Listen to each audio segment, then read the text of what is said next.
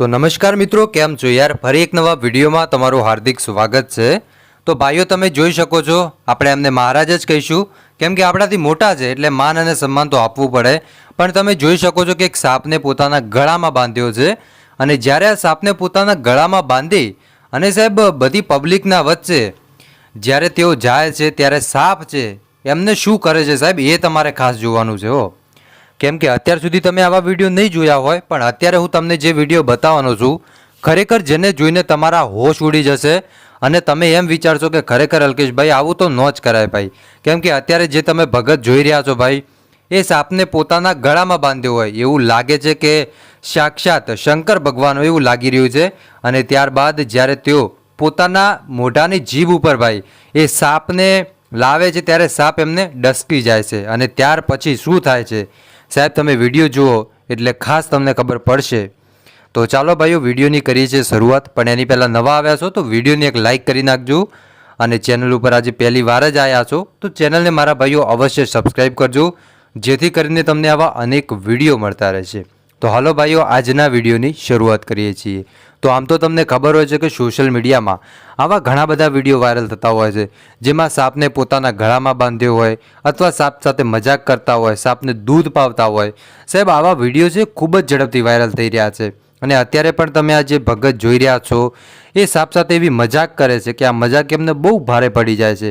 એક બે વિડીયા નહીં, પણ એમના એકાઉન્ટમાં ઘણા બધા આવા વિડીયો છે જેમાં પબ્લિક પણ એમને સપોર્ટ કરી રહી છે।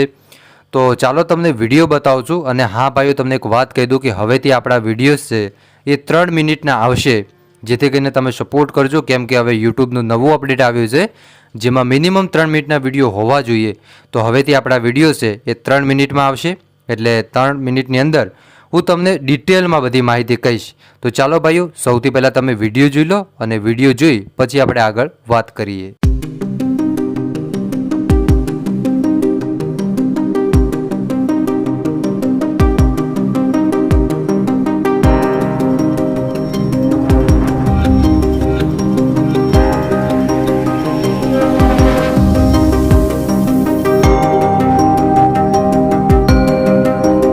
दोस्तों તમે વિડીયો તો જોયો હશે, જેમાં કાકા છે એ જુઓ કઈ રીતે સાપ જોડે મજાક કરે છે। આને સાહેબ મજાક જ ઘણા લોકો કહેતા હશે, કેમ કે સાપના પારખા ન હોય ભાઈ, આપણે જોયું છે એની અંદર કેટલું બધું ઝેર હોય છે।